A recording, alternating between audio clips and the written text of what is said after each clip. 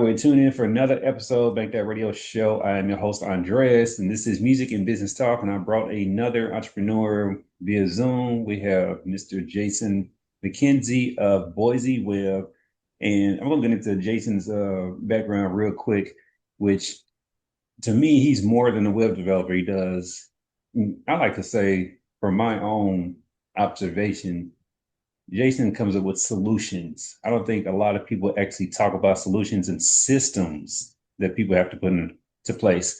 But he has Boise Web, of course, that focuses in on website development, but so much more. But Jason also has quite a few things going on where he also has small business, big visibility, which is another website that it's more about the podcasting world, getting your small business out there. And as y'all know, I'm always highlighting people who can bring those resources to the community. So Jason, thank you for coming onto the platform. Thank you. I appreciate you having me on the show. It was I love the fact that you reached out, just from that was it like a thread post or no Facebook post. I've been Yeah. doing a lot of things where I've been just expanding my horizon a lot with a lot of different guests. Because in when our we did our episode, which I enjoyed, by the way. So I want that being on record that I did enjoy that. I don't, let's talk about this real quick. How often do you get to be the guest? Because you have a platform as well. Yeah. So I am not the guest as often as I'm the host. And so Hmm. it's getting to be fun to be able to do some of each and be the guest instead of the host on a show. Yeah, so because you get to talk about it from your perspective, and then you have both sides of the coin. So Mhm. let's backtrack a little bit. Has your career or what you wanted to do always been in web development? Oh man, not even close. It's kind of interesting. When I was a little kid, I wanted to Hmm. be a basketball star. That was Really? where I knew that's where I was going to go. David Robinson, all-time favorite. Loved watching him play. I He was my love it. guy. Like, oh man, I couldn't get enough of The basketball. was it Admiral? Yep, exactly. Yep. I love it. Love it. But my dad kind of cued me in. He's like, Jason, your genes are not going to work. Like it's Yeah. not happening. I'm not tall enough. I can't Uh-huh. jump. I'm no Spud Webb. I'm no Bugsy Bogues. So I was Yeah. like, okay, I gotta do something else. And what was interesting is I started programming computers about age 12. And Hmm. so I got into that whole world really young. But then I moved to other areas and explored other things. And my dad, when I was about 14, said, hey, there's this new thing that's really happening. You should look into it. And I'm like, oh, Hmm. whatever, Dad. You're this old guy. Hmm. You don't know anything. He's like, it's called websites. Hmm. And he started explaining it to me, and I'm like, huh, that's interesting. Nah. And I moved on. And Hmm. looking back, I'm like, man, I wish I'd have listened to that little nudge when I was Hmm. 14 because I could Hmm. have been in the space for all those additional years and had all Hmm. that additional experience. But no, I actually was importing pearl jewelry out of the Philippines and selling it when I was in Hmm. college. And I was like, man, I got to find a way to get in front of more people. And I was Hmm. like, oh, a website, of course. And so then I went to figure out how to build a website. And even Hmm. then, I wasn't planning to go into building websites, but I Hmm. was studying marketing. And that Hmm. kind of led me on this like almost like when you're playing pinball and the ball's bouncing all Hmm. over. That was my journey to end up playing in the website space. Oh, do you still remember the four P's of marketing? What's that? The four P's of marketing. Do you still remember the four principles of marketing? Oh, absolutely. Absolutely. Yeah. You've got to have your price Hmm. and you've got to have the promotion, which Hmm. the more I get into it, the promotion I think is where people lack the most. And Yes. so I don't know if you see that too, but I see that over and over and over where Hmm. they'll set up shop and they know who they're trying to reach out to, they know what Hmm. price they're going to charge, and then they Hmm. just sit there and they're like, man, it's a tough economy. Nobody wants Hmm. to do business with me. And I'm Hmm. like, well, like nobody knows you exist. You Yes. know? Yeah. I think because like you said, you got the price, you got the promotion, the product, and of course place. They figured out all three of those, but then that's not talked about enough. And I always try to tell people, like, when you learn about it, like I used to tell people all the time, like. one, if you have a degree in marketing or at least understand marketing, you're way ahead of a lot of other people because you understand, like you said, it's about getting your name out there. And then marketing in advertising, people use the words interchangeably, for simplicity reasons. We would just say marketing, whatever. Um, it's changed over the decades. It's not what it used to be. This isn't like I like using that reference, the field of dreams, just because you build it, they will come. Nah, that doesn't work that way anymore. Oh. And especially when it comes to with small businesses. So let's jump into your transition. So you're solving your own problem, right? With the website and putting yourself out there. How does that first of all, what got you into importing jewelry? That is like from the Philippines. That is so like fascinating. Like, where did that come from? Well, it's kind of funny. So I had a buddy growing up, and and we were friends, as kids and things, and then we kind of moved on in life, but I'd always had that entrepreneurial itch. And Mm-hmm. so when I was younger, I'd done some other things. I'd done lawn care, done some other businesses, and then he had gone out and done missionary work in the Philippines. And Okay. he came back and we were talking one day and he's like, "It's so crazy Mm-hmm.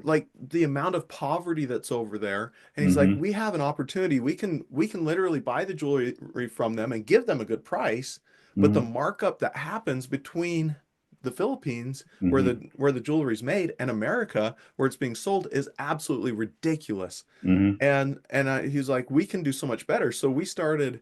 He had the connections over there, and I had Mm-hmm. had a lot of business experience. So we partnered Mm-hmm. up on that Mm-hmm. and started to bring in that jewelry, which it was a win for everyone because our prices could be lower than Mm-hmm. all the normal stores, Yeah. and we were giving more money back to the people that were actually Mm-hmm. doing all the harvesting Mm-hmm. of the pearls and building the Yeah. jewelry.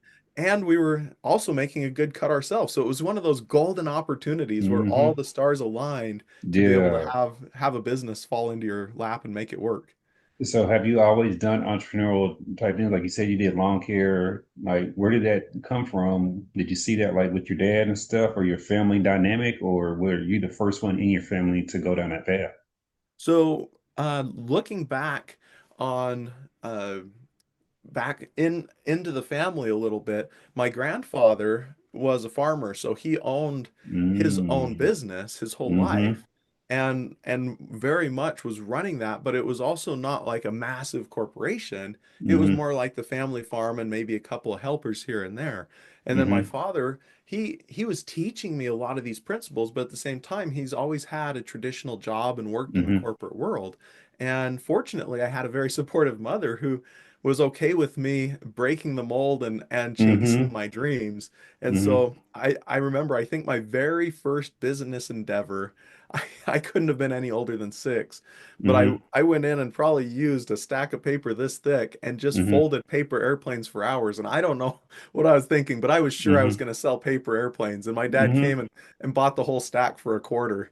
And I remember a couple days later, I'm walking around. I look in their closet and there's my pile of paper airplanes and he shoved it in Mm-hmm. his closet just to get Yeah. rid of them. But hey, they gives you your first like, sale and stuff like that and encouragement as well. Yeah. Do you think that's talked about a lot in the entrepreneurial journey or how it's being presented to the masses, like having a support system and even like emotional support? I think that the world is becoming more. I well, let me rewind.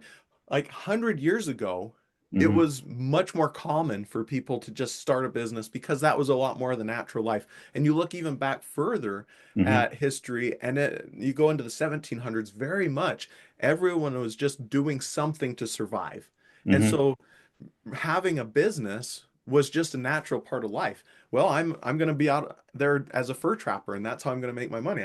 I'm this. I'm going to make my money as a farmer. I'm this, and But then we had the Industrial Revolution that kind of pushed people into becoming employees and working for larger corporations.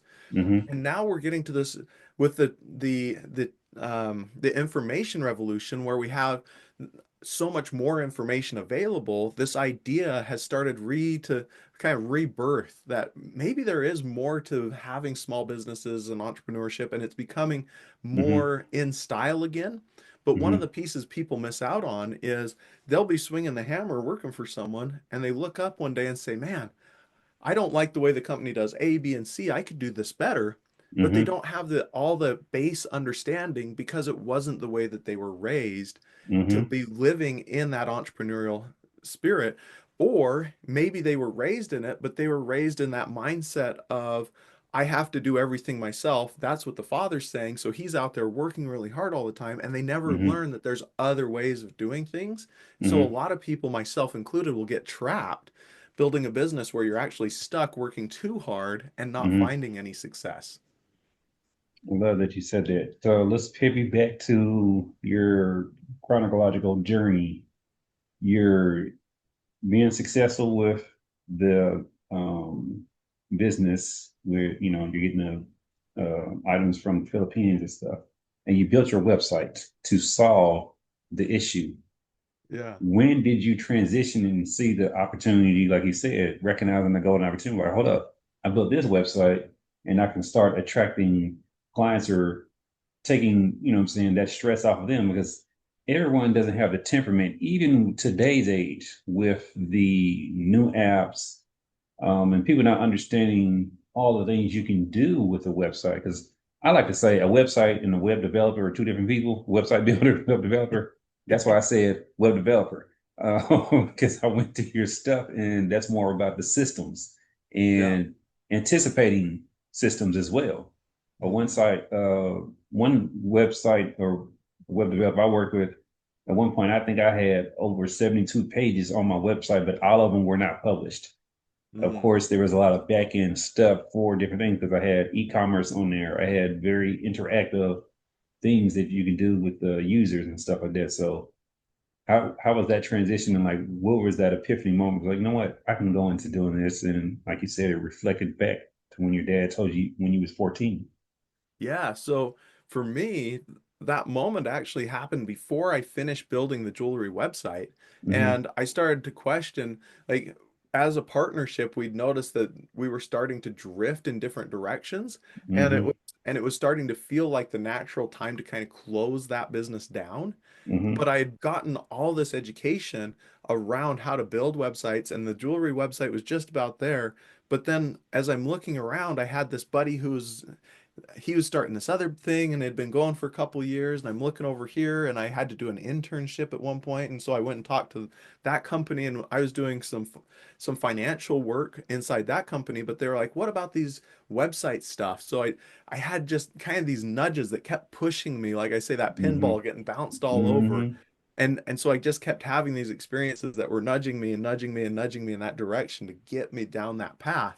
But it happened around the time I was ready to launch that jewelry site, and I thought I was ready, and I was like, wait a second, if if I needed this and these other businesses need it, and I'm studying marketing, and at the time, if you could get a website to be #1 in the search results, you Mm-hmm. literally, it was game over. You could have a gangbusters business just Mm-hmm. because someone would type in, if for example, I'd gotten to the top of Pearl Jewelry, which I never did, but had I gotten to the top, someone typed that in, we'd have been doing so much business that it would have Mm-hmm. been just game over. I could have sold the company for millions of dollars instantly, practically.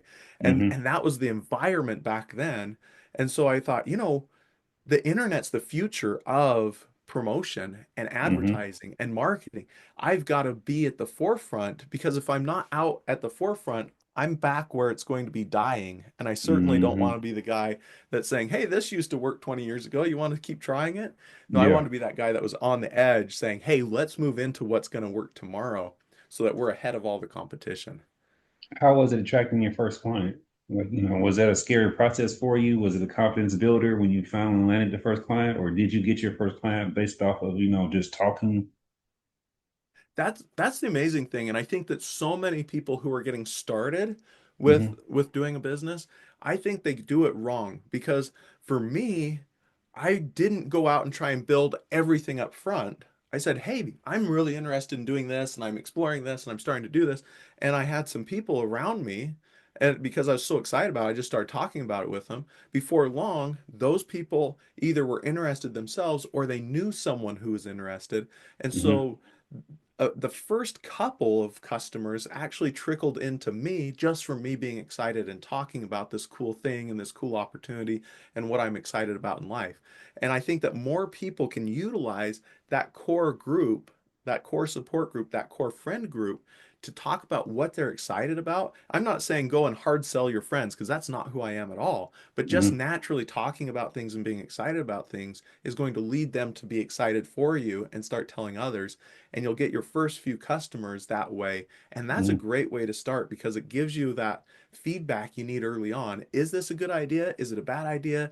Am I at kind of the right pricing? Am I the wrong pricing? And you can get some feedback really early before you invest tons of time and effort into something just to Hmm. find out you did it wrong. Yes.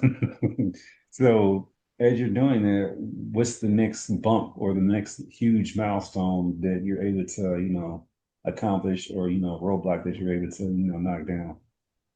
You know, it's interesting, and there's been so many roadblocks and hurdles and issues.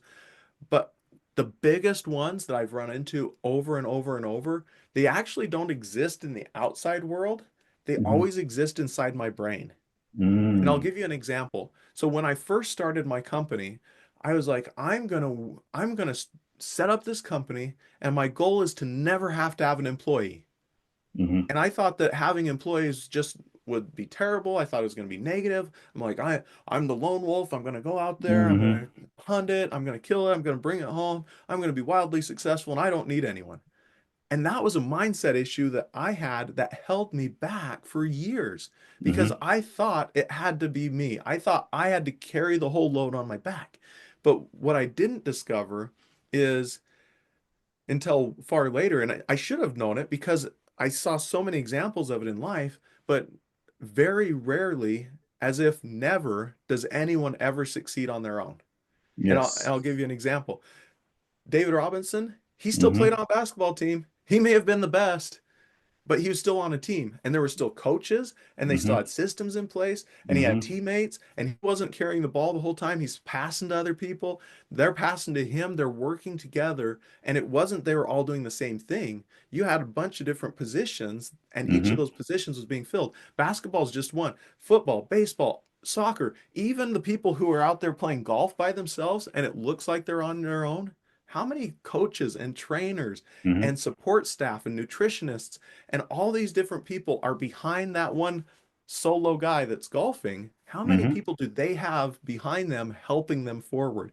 And on top of that, how many fans do they have that are cheering them on, keeping them Hmm. going? Nobody succeeds on their own. No one can do it. No, you can't. I tell people all the time, that, first of all, you're plateauing in business anyway, because you ain't gonna be able to build something of a massive scale because just scaling something alone requires other people and resources and infrastructure. So 100%. as you were, because from my understanding, you're walking your clients through this process of helping them come up with systems. What's been like the one thing that you can see that's a repeat with a lot of clients? Not maybe every single one of them, but it stands out to you as something, okay, this is what, pigeonholes these small businesses from like really getting up there what they wanted to accomplish financially. Yeah. So I've actually gotten to the point where I'm now coaching people a little bit and giving tips and tricks. And I've talked with and helped probably a couple hundred business owners at this point. So it's not something new for me to do. And it's more of I just can't help myself where I'm like, Hmm. hey, I see you're doing this. Let's move you and have you considered this or have you thought about this? And what I see over and over is that people will have some sort of limiting belief. So Mm. just the other day, I was in a meeting with someone who's trying to step out and they've been trying to step into this role for a really long time and they just keep hitting this wall. It's like a brick wall that stops them. And I said, Hmm. "Hey, I see what you're doing. Let's shift your mindset just a little bit on how you're going to approach this. And instead of going at it the way you've been going at it for years, What if you utilize some of these new tools that are available? What if you were to utilize YouTube instead of hating on it? What if you Mm-hmm. were to build connections with people via Facebook instead of holding yourself up and saying, I'm better than everyone else because I'm not wasting my time on social media? What Mm-hmm. if what if you use these tools instead of hating on the tools? What would that get you? Because right now, this person can't even get past the brick wall because their mindset is holding them back. But if instead of saying that all these tools are evil, they said, how can I use these tools to better my goals and further my goals? So that mindset shift, that's what I see hold business owners back so often is they're so ingrained in their way of thinking Mm-hmm. that they don't even realize that they literally have blinders on that keep Mm-hmm. them from seeing anything except for what they're expecting to see. Well, I think if you look at everything from a whole, from what I've been able to observe, they're taught that though. Like people are like, oh no, you got to put on blinders on. You just got to go full steam ahead. But Yep. I think, like you said, that handicaps people because then you're talking to them, and it's like I'm sure you come across as a excuse me, a person who probably has this talent. It probably takes you maybe 5, 10 minutes at the max to assess someone's business, right? If you're just asking them questions, you can see where they've been and where they're supposed to go, and you can see like the holes in, Right. what I'm saying, the business. Yep. And that's come, like you said, that comes through experience, and that comes through working with a vast number of industries. All right, because you get to see it from a business perspective, all different things when you assess someone's business, and let's just say you're just doing it from, just from a standpoint, you're just being helpful. Right. Do they receive the information the same? Like, are they willing to accept, okay, these are my flaws, I can fix them, I can get him to help me fix these, or they're adamant about, well, I created this is my business, this is my baby, don't be talking about my baby and all that stuff. Oh man. I think that the answer to that depends more on how I present Mm-hmm. than on whether I present.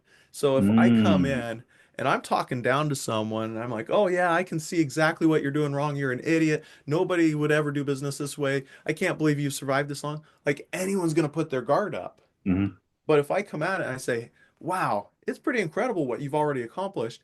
I was curious, do you know why you do this one thing this way? And Mm-hmm. just let them explain why they do that and let them talk through it. More often than not, they discover that there is another alternative without me ever having to put my finger in that pain point and really Mm-hmm. poke in a painful way. They can almost self-discover just by asking a few of the right questions. And then people are always, not always. I actually have had a couple recently that were like, well, I'm not willing to change, and that's Mm-hmm. fine. But Yeah. most of the time, I should say, people, once they discover that, it's almost like that light bulb moment, and you can almost see their eyes open up. Hmm. They're like, whoa, wait a minute. And then they have this idea, and then they start chasing it on their own, and you never have to tell them that there's a better way because they discover it. That's what I said. Do you have like a story that you normally are able to tell people? Like, I guess your biggest success story with working with a client and what you was able to do for them, whether it be like financial mindset, they got back time, because I tell like a lot of people, let's say when it comes to marketing and stuff and like, content creation and all that, right? When we were talking about in my interview with you. And I tell people, look, at the end of the day, you're gonna get back your time. We all can't, you know what I'm saying? We can't do everything. We're not supposed to do everything. So Right. why put yourself in this position, especially if you're not creative? And with me, I'm extremely creative, but I'm always keeping the customer in mind, though. Whoever the Right. customer is in mind or who they're trying to go after. And I use that to fuel the creativity and be like, okay, let's do this, blah, blah, blah. And at the end of the day, that's what I'm selling. I'm selling, like, I'm going to give back your time. That Yeah. way you won't have to worry about that's the solution I'm bringing to you. How's your experience been with all that? I've got two very different success stories. Mm-hmm. One, I started working with this company and it was a bigger company than your mom and pop size shop. But at the Mm-hmm. time I was helping them to a large degree with a lot of their e-commerce presence and some of the pricing Mm-hmm. structures and a number of things like that. And we just started working on it. And then we started doing SEO, which when I talked earlier, I mentioned how I said if you could get to be number one, and SEO, search engine optimization, is how you do Mm-hmm. that. And I actually written an entire book for small business owners what they can do. Anyway, we were trying to rank this website nationally. Mm-hmm. And one of the biggest companies in America, and I can't give too many details because of Mm-hmm. the situation, Yeah. but one of the biggest companies in America came to them and said, "Hey, we want you to work with us." Mm-hmm. And this company's looking around like, "What? Us? Huh?" Mm-hmm. And and they're like, sure, let's do it. And it was a very lucrative contract, Mm-hmm. and it had a lot of zeros in Mm-hmm. their initial number, and it got better over time. Mm-hmm. But they asked that big company, why did you come to us? And they said, you have the two things that I remember them saying, you have the best web presence, Mm-hmm. and your website is very professional. So we know if you're willing to invest that much into those two things, Mm-hmm. that you're most likely going to be there in a way that we need you. Yeah. And so that was their two deciding factors that I was told is their web presence was amazing and their Mm-hmm. website really looked professional. And Mm-hmm. that meant a lot to this big company. And they were willing to come down and work with a small company because Mm-hmm. they put that effort out there. Yeah. Oh, to me, that was a huge success story because we've got my company's name down at the bottom that we built Yeah. that website. Now, on the other extreme side of the Uh-huh. spectrum, we had this guy come to us and he said, I need a website. I'm just Mm-hmm. starting out and I really want to rank number one and take over the whole market and the whole area. And he was a home inspector. Okay. And I said, we could do that for you. It'll cost you a fair chunk of money, Mm-hmm. but the big success was we had a conversation, and by the end of the conversation, we had convinced him not to do business with us because it wasn't in his best interest. He Mm-hmm. was just starting out. He didn't Mm-hmm. have a big budget. And I Mm-hmm. said, 90% of home inspections don't come from the internet. Is that right? Oh, yeah, that's right. How do they come? Well, they come from real estate agents. Mm-hmm. And so we talked about what if you took all that money that you were planning to spend on my company and instead you put together best the best program to get in touch with and build relationships with real estate agents. Which one would give you a better return on investment? And he's like, well, of course, it's going to be spending that Mm-hmm. money over here. And so we were able to find a place where our service wasn't a fit and send someone to do something that would really help them. And so Mm-hmm. for me, that was a massive success because had I taken their money, Mm-hmm. I would have given him something he didn't need. Mm-hmm. And at his core, he knew he didn't need it. He just needed pushed in the right direction. And he's Mm-hmm. going to do far better because he went the right direction. And he's now going to sing our praises as well because we didn't just take money when we could. We were truly looking out for how can we help our fellow men? How can we help our friends? How can we help our community? I think there's one thing that's very overlooked all the time because people are talking about sales, sales, sales, and wanting to get money and cash flow into your business, and they don't talk about the integrity part of that.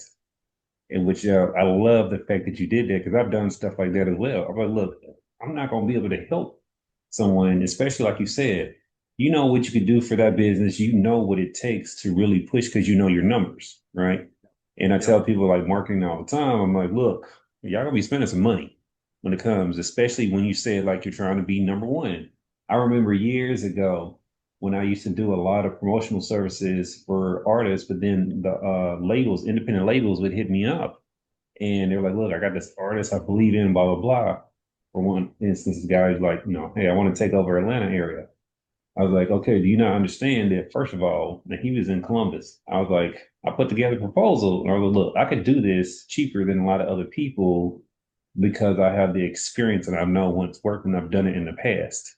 So I have different things that I can employ that's going to work. But you're talking about an unknown artist being known in a community, in a city that already has major label artists there as well and independents. So you're Yeah. competing with both. And if you don't have the funds to do that, it's not going to work out. sent him a proposal. It was in a high figure, was it four, one, two, three, four, five high figure range. And he was like, man, it's gonna cost, yeah. And that, I was like, that's my rate. Everyone else is gonna be even more. So I Right. was like, you said you want to take over. This is what that looks like. You don't understand those words. Those words alone are very ambitious. Right. Why don't you just start trying to establish yourself first and prove, you know what I'm saying, like a proof of concept.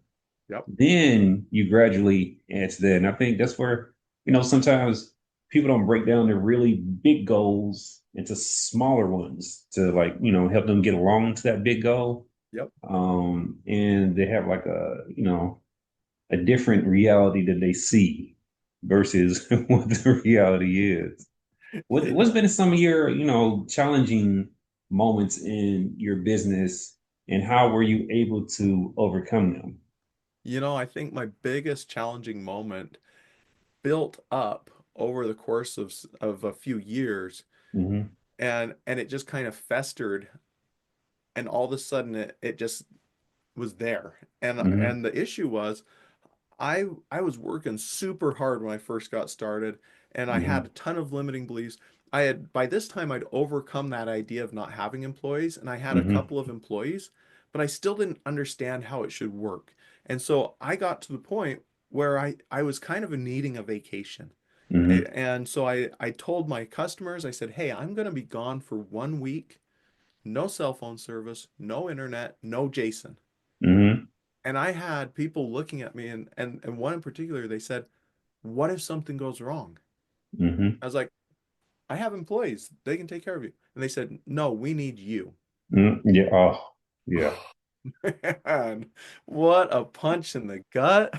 Hmm. It doesn't get any worse than that. And in that moment, I remember looking at them, and there were several thoughts going through my head, Hmm. but I thought, "I'm going to have to fire you." But what I really needed to realize was it wasn't my customer's fault. It Hmm. was my fault. I Hmm. built the business that way. I Hmm. was the reason that I couldn't go on vacation. It wasn't them. They didn't Hmm. really need me. I Hmm. just made the business set up in such a way that they thought they needed me.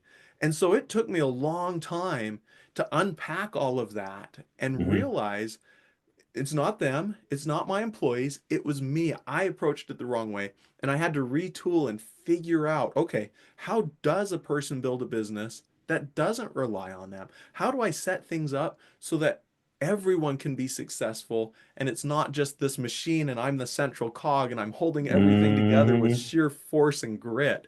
And that took me a few years to figure out. Yeah, one start delegating and passing on responsibilities and letting people take ownership in that too. That's what I discovered. At one point when I was helping with a counseling business, we had what 22 people on payroll, Yeah. and I was like, that's a lot. You got to start managing folks. But I knew from day one that from an administrative standpoint, in doing a lot of the admin work and then also operations, marketing, all that stuff, I wanted to put people in place so they wouldn't have to call me. And clients didn't, new ones coming in didn't even know who I was. I loved it. I loved it. I loved it. I loved it. Because then I get as a owner, the partner in that business, I got to go in to the location, observe to make sure everything was being followed as far as procedures and policies and stuff. And I got to witness with my own eyes and listen with my own ears and how they took care of the clients. And I was like, yay, they're doing right. Or, okay, this is what we need to tweak, and go over some, retrain and stuff like that or whatever. So I definitely get that. So you're doing this, you're getting successful, you're having all the success. When is it transfer over to one? You just mentioned you wrote a book, which I didn't know about, which is Oh, no. great. I think is a great resource. Two, you built a platform and podcast to where people can go. One, I've seen the websites where the small business big visibility, where Mhm. you have I guess those are clips that are on there, Yep. and then people can go watch the actual YouTube channel. Yep. And there's a lot of information and a lot of gems there too that people can pull from. So one, why even go in that area? Because podcasting, what it is today, seems like excuse me, it's oversaturated and all that stuff. I don't believe that, but that's what the regular consumers believe. Because I go on active numbers. But then two, building a platform because it's different. What's the problem that you're solving there? You have to Yeah. figure out the why. The why can go in that direction, and then what solution were you bringing to the world? Podcasting for the audience that you were going after. Yeah, so great questions. So yeah, I did start the Small Business Big Visibility podcast because I realized there's, depending on the numbers, 20, 30 million businesses in America at any given time. Mm-hmm. And the big majority of those are all Mm-hmm. these little guys. It's Mm-hmm. not the massive corporations. There's only a few massive corporations. Most most businesses is one employee, maybe two, just a handful, Mm-hmm. and there's massive turnover. Someone Mm-hmm. starts up a company and within a year it fails. Mm-hmm. Well, why is it failing? And and and I kind of mentioned the why at the start of the show, and it's because what's in the business owner's brain is Mm-hmm. what causes them to fail. I've discovered most of the time someone gives up emotionally before the business starts to fail physically. Mm-hmm. They may have some rough problems that, and then they don't know how to solve it. And then they're like, oh, and they emotionally start to check out. And when that happens, things just keep crumbling. And Mm-hmm. then they're just grabbing and holding on until they're like, okay, I'm done. And Mm-hmm. they, and so if a business owner, even if they're a startup or if they've been running for a while, but they're not getting the kind of success they were looking for, most of the time they need to change the way they think. And so I started a podcast where I'm podcasting 5 days a week, Monday through Friday. And Mm-hmm. if I have a guest on, we have the guest be able to give their experiences and tell their stories because that's inspirational for Mm-hmm. other entrepreneurs because entrepreneurs often feel alone and it's Mm-hmm. lonely when they're solving these problems over and over and over. And so to hear other people tell their story and be inspired by it and get new ideas is amazing. But on the days I don't have a guest, I'm sharing little 5 minute nuggets of what if you think about this one thing a little bit differently? And Mm-hmm. so it's not that I'm trying to change the way you see everything, but if you just listen for 5 minutes and you get that, oh, whoa, what if I do see running promotions this way? What if I see coupons this new way? What if I see how to set goals in a new way? What if I see how to delegate in a new way? And over the course of a year, you listen for 5 minutes a day and start picking up these nuggets, you're going to naturally start making changes in the way you think, the way you talk, the way you believe, the way you act, and your business is going to start shifting as well. So I thought Mm-hmm. it would be really cool. And I've been told, oh, podcasting, it has to be 30 plus minutes. You don't do a short one. It doesn't work that way. Nobody does it. And I thought, oh, if no one does it, that means I should. I'm gonna I love it. I'm gonna I do it love it. different. I love that mindset. And so I came in with this idea of if I can just take a couple of moments from someone's day and start shifting for them and give them that thing, I'm going to save so many business owners felt some from the pain I experienced to get where I am today. And I Mm-hmm. want to help. My goal is to help 1 million small business owners to be able to shift in a positive direction so they have more time, more money, more freedom to really fulfill what they're supposed to do in life. Because if you're just grinding 20 hours a Mm-hmm. day just barely to keep alive, Mm-hmm. that's not really what you're here for. I think there's a lot more than that, but it comes Mm-hmm. down to learning new things and applying them to be able to find that success. No, I love it. And I love that your mission is so bigger than you. A lot of people make it about them, and yours is purpose driven. You know what I'm saying, for community. And then that you're using podcasting as a vehicle to scale that. You're talking about you wanted to touch a million business. Well, that's what you could do through podcasting. You mentioned 5 days a week. Ooh, that's a lot. Especially when it comes to content. How are you constantly coming up with the content? Because you're doing a lot of solo episodes, I imagine, and then of course you say you bring on the occasional guest. So how are you, one, staying motivated? I understand, what I'm saying, you have the ultimate goal, but that in itself, you're in the trenches of doing that. You got to come up with content and then you got to promote that content and put it out there and show the value in that. How you staying motivated, and then also where are you pulling all the content from?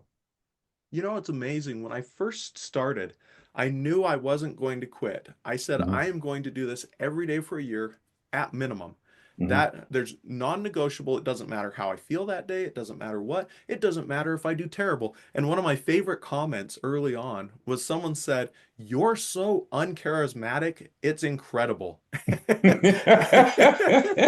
And I was like, That's, well, you I guess know, I got to work on my charisma or whatever uh, charisma is. I don't know how to, like, I can't go buy it on Amazon, so I don't know what I'll yeah. do. But for me, it didn't matter how I felt.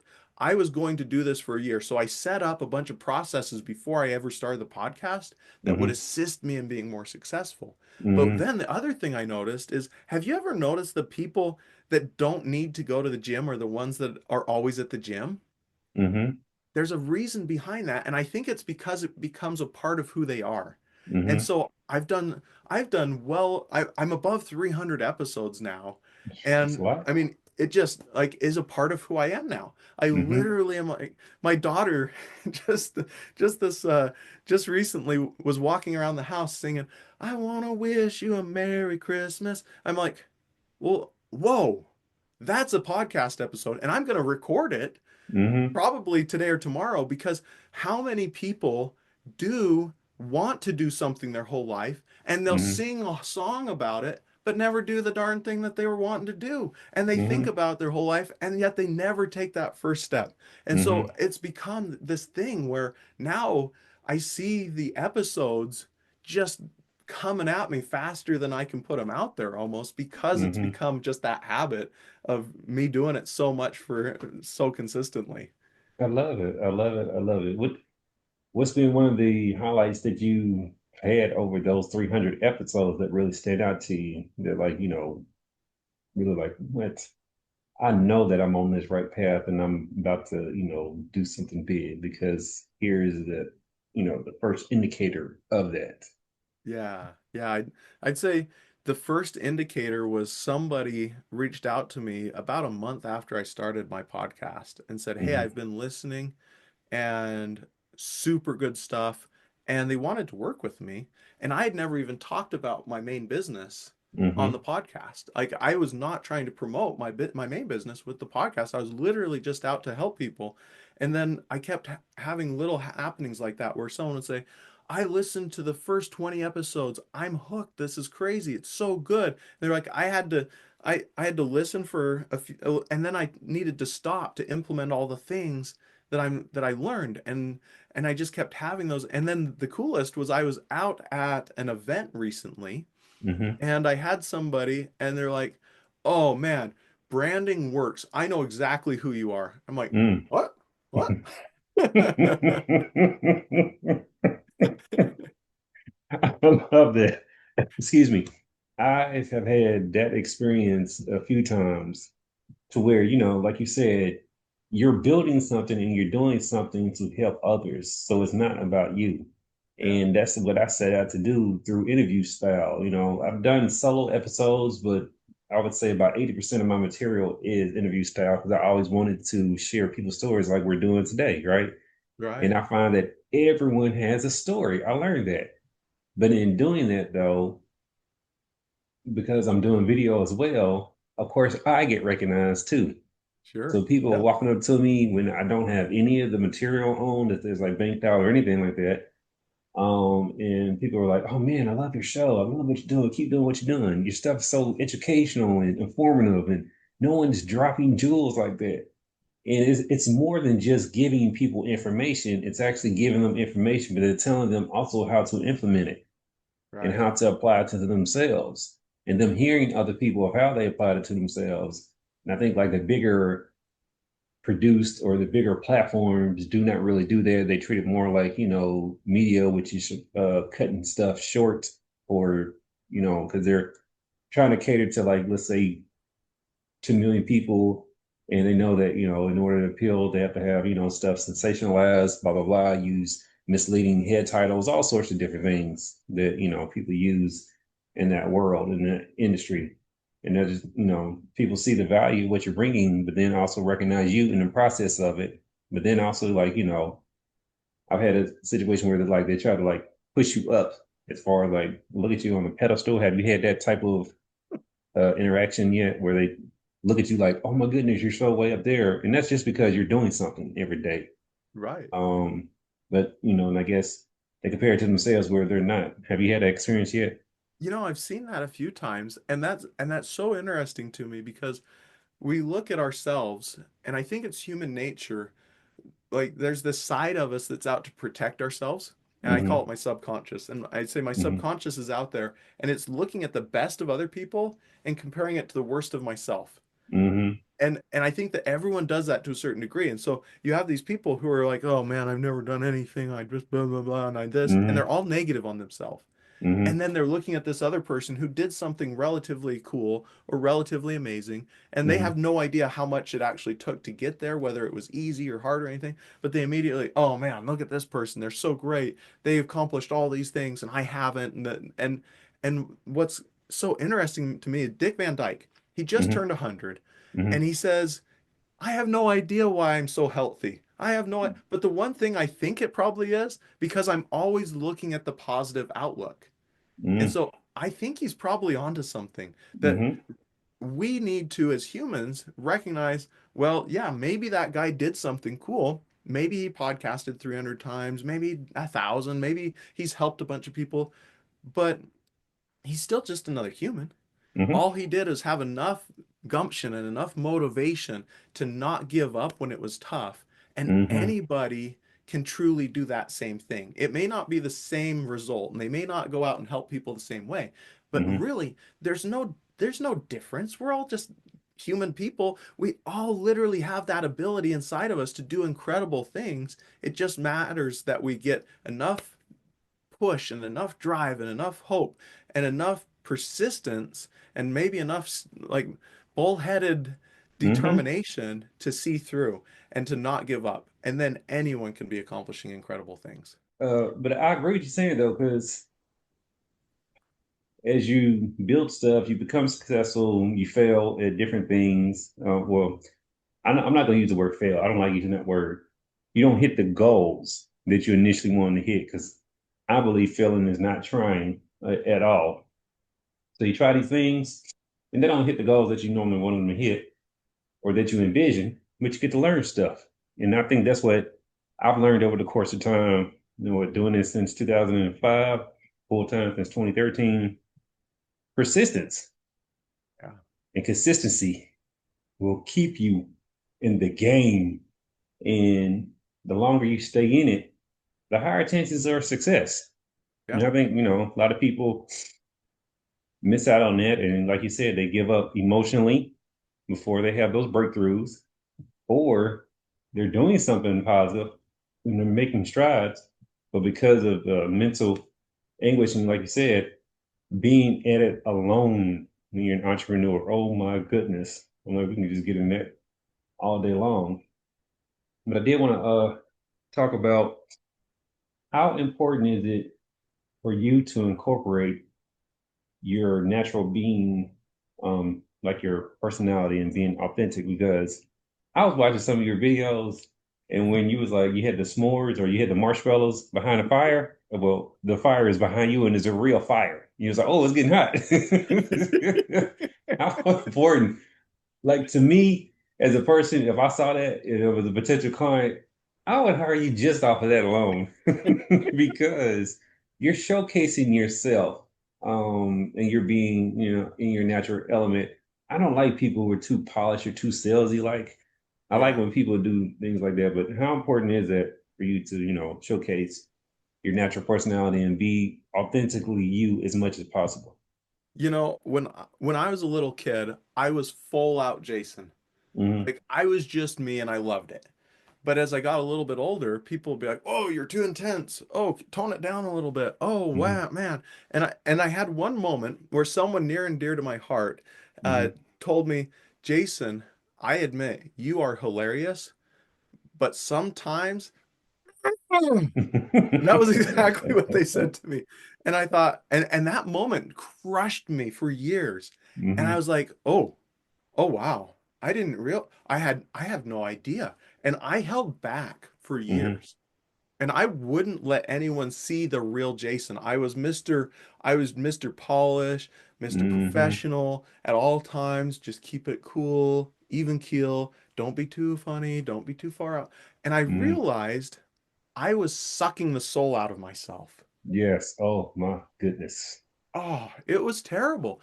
But the worst part was people didn't like me any better. Like, haters are still going to hate. Maybe Mm-hmm. it's a different group of haters, but it doesn't matter. Mm-hmm. Me, no one can take any opinion on anything at all in this world without having somebody have the exact opposite opinion and probably hate you for your opinion. Mm-hmm. Like, there's people who probably think I shouldn't even be alive because I'm wasting the natural resources of this planet. So me being alive is probably offending a few people. Mm-hmm. And I have to be okay with that. And so I realized I'm here, I'm me, Mm-hmm. and I might as well enjoy being me and be the best me that I can be and help as many people as I can help while being me. And if I do that, then it doesn't matter if I have haters because they can just go on and do their own life anyway. No, like if I wanted their opinion, I'd ask for it. Most of the Mm-hmm. time, they're just gratuitously telling me what I do wrong with myself. But I Mm-hmm. might as well just be me and enjoy it. And I'm going to attract far more people because they know they're dealing with the real deal and not some Mm-hmm. polished snake oil salesman that's just trying to do whatever and sell whatever. They know, oh no, that's Jason. That's who he is. That's how he behaves. Yeah, I learned that a long time ago, to being authentic, and people would tell me that too. And I was like, that's the only way I can be, whether it's online, offline, I'm the same regardless of the situation. But I also noticed that when a lot of people don't live themselves in life, or I guess they're not they just don't have the opportunity. Maybe that's how they look at it, whether it be like work or whatever the case may be. But it also comes with this sense of like freedom that you get, that you could just walk and people are like, well, how do you walk through life just doing this and doing that? Because they saw my content too. I do all sorts of stuff with characters and all different things. I just like, at the end of the day, I think one of my core belief systems is like, you're supposed to laugh. Life is Yeah. about having fun. Like, yes, will it always be fun? No. But if we can get it to like 90% fun and just 10% everything else, cool. I'll take that. You're supposed to enjoy life. Because what's the point of living if you're not going to enjoy it? Yeah. And I think that a lot of people, and I know this is where I came from, it was that subconscious side of me saying, "Oh, watch out, you're gonna hurt somebody. Watch out, you're gonna hurt yourself. Watch out, people won't like you. Watch out this, Hmm. what?" And it's all that fear. And it's just fear, fear, fear. And we're so busy trying to dodge all the fear bullets of things that like it hasn't even happened yet. And so we're out there trying to dodge what we think might happen in the future, and we're so Hmm. worried about it, we don't ever bother to live. And Yeah. if we just say, you know what, you're right, body, that could happen, and if it does, we'll deal with it. Hmm. But until then, I'm gonna be me. That's extremely liberating. Exactly. I love it. But Jason, was there anything that we didn't get to talk about that you wanted to talk about? Oh man, I've just had the greatest time talking with you. Thanks for having me on the show. You're welcome. So, like anybody out there that needs any of your services, they want to check out your book, which I think is a great resource, especially for other entrepreneurs and even people who are thinking about entrepreneurship to put them on the path to success. How they can get there, I can listen to the podcast, follow all that good stuff. Yeah, so if they're looking to get in touch with me, jason-mckenzie.com is how you can find me specifically. boiseweb.net is how you can find my company. The the book is titled Small Business Big Visibility, looks like that, available on Amazon. And then I named my podcast the same thing, Small Business Big Visibility Podcast. If you're looking to get in touch with me for anything, reach out. I'm a real person. I'll respond to you. And if you're a hater, that's okay. I'll probably laugh at And they say if you ain't got no haters, you ain't popping. So it. y'all make sure y'all go check out Jason, as you can hear and witness wealth of information, knowledge, all that good stuff, especially for all my people out there wanting to start businesses, who are in businesses, who are just, you're maybe you just have your own roadblocks that, you need help removed. Jason be a great resource. Go and follow him. Of course, all the links and all the stuff will pop up, and y'all keep supporting the platform so I can keep having guests like this who will keep bringing all these nuggets to y'all. Thank y'all for listening and all the support that you've had over the years, and look forward to producing more content for y'all in the future.